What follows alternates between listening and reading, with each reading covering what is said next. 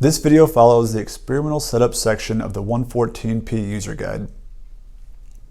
We're going to follow the daily procedures for preparation of the chamber, tissue dissection and mounting, equilibration, and an example of a startup or a standard start protocol.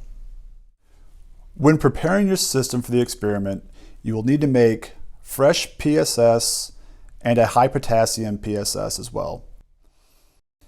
In this instance, we will be making 60 millimolar kPSS. You can find these recipes on the DMT website in the 114P user guide. You will need to preheat 200 to 300 mils of your PSS for the experiment. Make sure that when you begin heating it, that you are bubbling the buffer. This will take approximately 20 to 30 minutes. After 20 to 30 minutes, we can now add our pre-warmed buffer into our P1 interface bottle. You do not want to add any more than 300 mils to this bottle. However, you should not need more than 100 to 200 mils max. Do not add your buffer while the bottle is sitting in the interface, as the bottom connection in here is not waterproof. So we will add approximately 100 to 200 mils.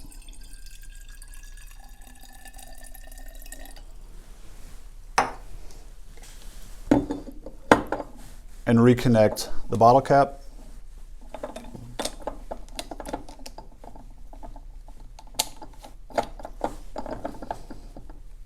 And make sure it is tight. The last step in preparing your system for your experiment is to fill the chamber lines with your PSS. You will need to make sure that your chamber is connected to the interface with a myograph cable, so you can keep an eye on how much pressure you are adding when you are pushing buffer through the lines. You'll need a syringe with a blunt 18 gauge needle and a bit of tubing. First, you can fill the chamber with buffer so you can see once the lines have been filled. We will start with the P1 side. You will connect the tubing to the open port, turn the three-way valve, and now as we push buffer into the lines, it will go through the pressure transducer and fill the right side tubing and cannula. You will need to keep an eye on the actual pressures and make sure that you do not pass 200 millimeters of mercury. You can see the bubbles start to come out as you fill the lines. And once there are no more bubbles coming out, you know that this side has been filled, and you can close the three-way valve to the chamber. And now you know that this entire side has been filled with buffer. We will now repeat the process on the P2 side.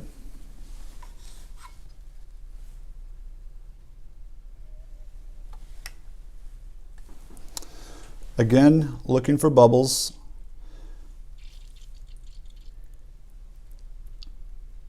And once there are no more bubbles, you know that you have filled this side with PSS. Once you have buffer in the lines, the chamber is now ready to have the tissue mounted, and the preparation steps have been done. For our purposes today, we'll be using a mesenteric artery. The mesentery is a good tissue bed to use, as there are many vessels that can be used as practice. Pin out a section of the mesentery. You will start by cleaning away the excess tissue.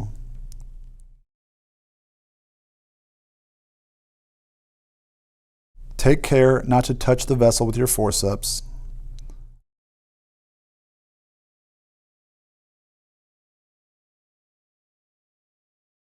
Avoid any branches at all costs.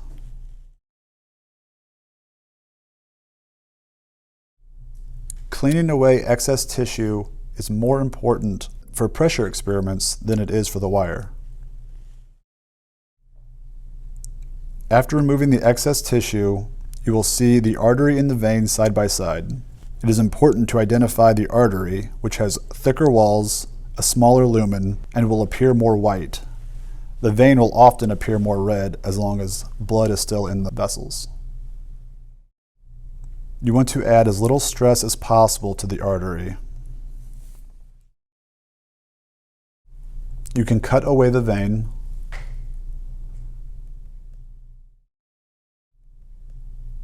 Now isolate the artery. You can place the clean vessel in a small container of cold PSS. You can now fill the 114 with cold PSS. Make sure that your cannulas are aligned and at the same height. Place 2 double-knotted sutures on each cannula. Carefully transfer the vessel to the 114 chamber. It is best to use a large bore pipette tip and a pipette or an eyedropper to transfer the vessel and minimize vessel handling. Carefully mount the P1 side. If you are doing a flow experiment, it is important that the P1 side is the upstream or the proximal side. You can use 2 different cuts to distinguish a straight cut and an angled cut. Any part of the vessel that touches the cannulas will be damaged. So you will add your sutures towards the tip, but not too close. Once you have the P1 side mounted and secured, you can use a syringe with tubing attached to the P1 three-way valve. You want to make sure that you do not introduce any air into the chamber. Then you can push some buffer through the vessel and you can remove all of the blood from the lumen. This will also help open the distal end. You can then close the three-way valve. Switch to the P2 side and move the P1 cannula so your vessel is at the optimal distance for mounting on the P2 side. Slide the vessel onto the P2 cannula. Secure it with the 2 sutures.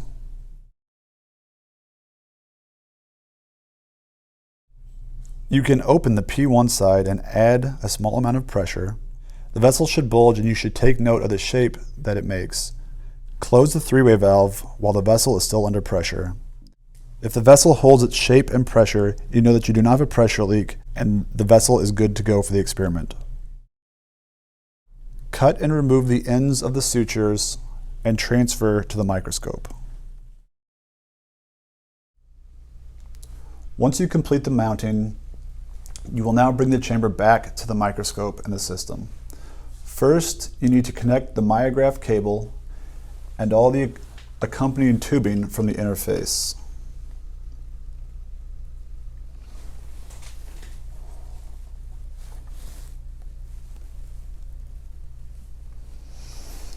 Now, taking the same syringe from earlier, we will now charge the lines of the system, meaning we will draw buffer from the P1 bottle to the three-way valve and then use that same buffer to push it back into the P2 bottle and charge all of the lines of the system.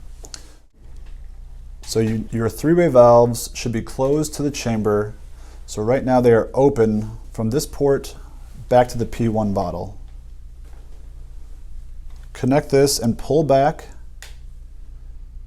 until you start drawing liquid into your syringe. Once that is the case, you can then open the three-way valve to the tubing and the chamber.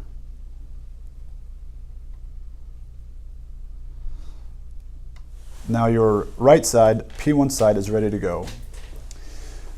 To charge the left side, or the P2 side, we will now connect to the left three-way valve. Now the important distinction to note here when doing this step is to make sure that you have flow on while pressure is off. And then that way the hidden transducer in the interface will not be damaged as you push buffer through. So you begin to push buffer through until you start to see it come up from the P2 port and begin to enter the P2 waste bottle. Now this side is charged and we can close or we can open the left side three-way valve. The lines are charged and the system is ready to go. You can now place your chamber cover on top of the chamber and begin bubbling.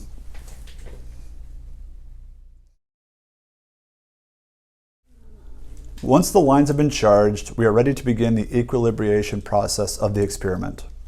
You can begin by turning on heat. When you do so, you must make sure that your chamber cover is connected to gas and the tissue chamber is bubbling. To begin, we can set P1 to 20 and P2 to 5.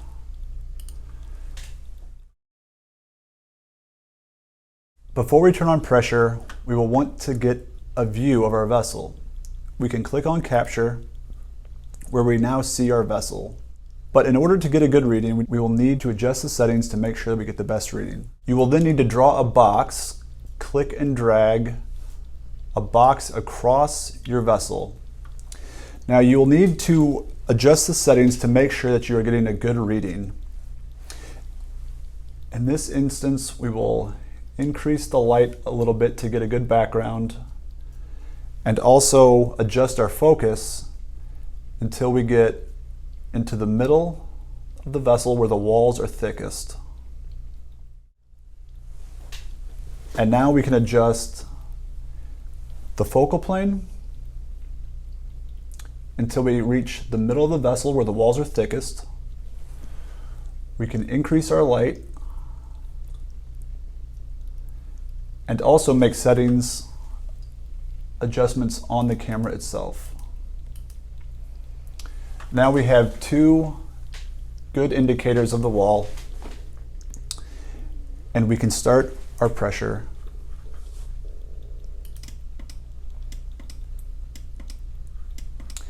You can see your actual pressures on the right side next to your target pressures.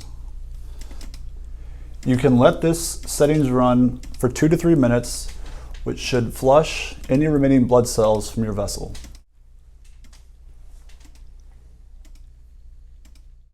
At this stage, you can also begin to start data collection and begin your experiment.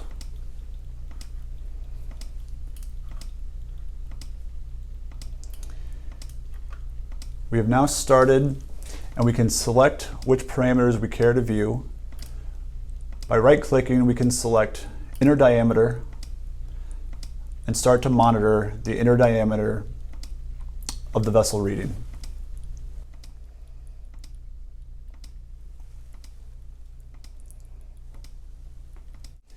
After a couple minutes of this, we can turn flow off, as we do not want flow for the experiment. We will now increase our P1 pressure every 5 minutes by 10 millimeters of mercury.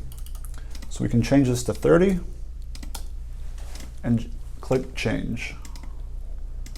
Our pressure should now rise to 30, and we should see some distension in the vessel. You may have to adjust your camera settings until you get a stable reading. We can now change our P1 target to 40 millimeters of mercury. For our purposes in the video, we won't wait 5 minutes between every step. We can now change P1 to 50. And we should see our vessel distend a little bit more. You will increase by 10 millimeters of mercury every 5 minutes until your target pressure is reached. In this case, we are using a mesenteric resistance artery, so our target pressure is 60. So at this step, we have reached our target pressure. We will let this equilibrate for 5 minutes, and then we will stretch it and place it under longitudinal tension. After your vessel has been in place for approximately 10 minutes, you should replace the bath. So first you'll empty it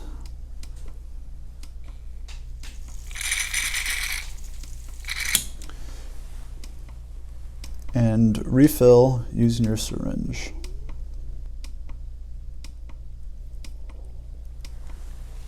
After you've reached your target pressure and the vessel is equilibrated, it is a good idea then to place it under longitudinal tension. You can do this using the micrometer on the chamber. Add stretch. You will want to make sure that you add the same stretch between vessels of your experiment group. You can double check this by using the force transducer on the chamber.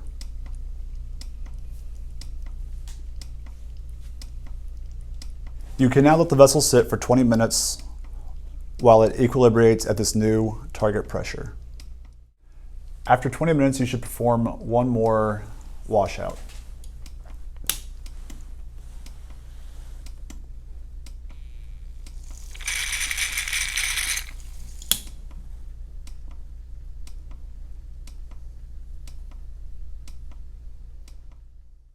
After approximately 60 minutes, we can begin the wake up or standard state protocol. After your tissue dissection and mounting and vessel handling, the tissue needs to be activated to get proper contractions and responses for your experiment. A few contractions are important to activate the smooth muscle cells and endothelial cells. An example will follow here, but other protocols are also relevant to achieve this aim. We will start with contractions with KPSS.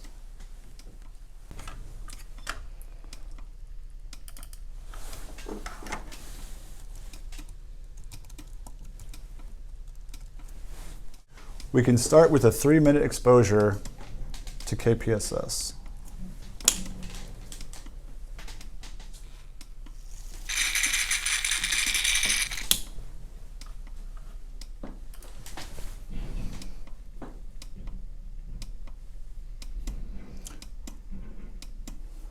We should see a good vessel contraction.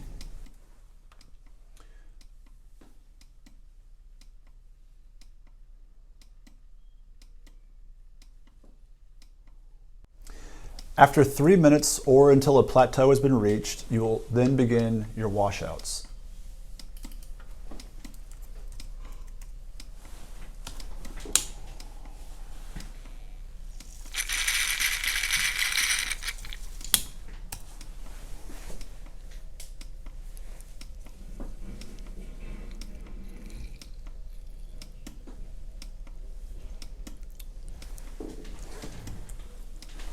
You should do 3 washouts with PSS over 5 minutes, and your vessel should return to baseline.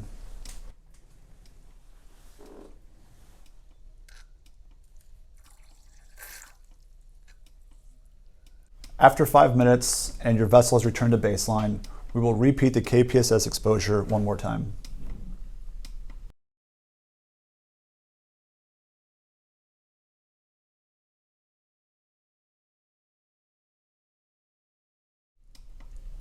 Now that a plateau has been reached, we can begin our washouts.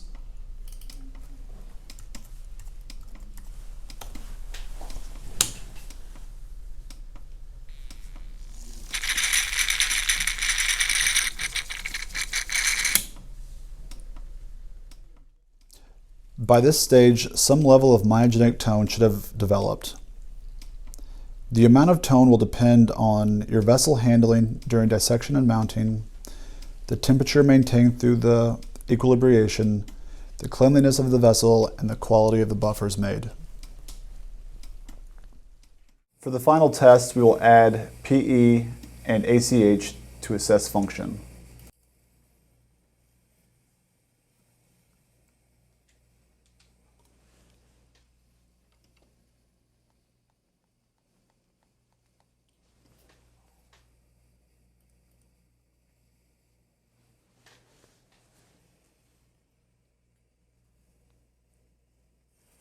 After the response has flattened, you can now add the acetylcholine.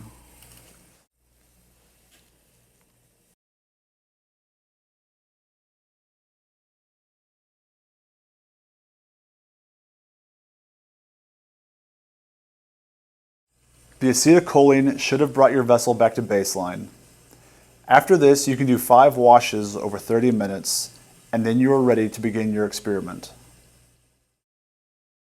For more information, please refer to the 114P user manual found on the DMT website or additional resource videos.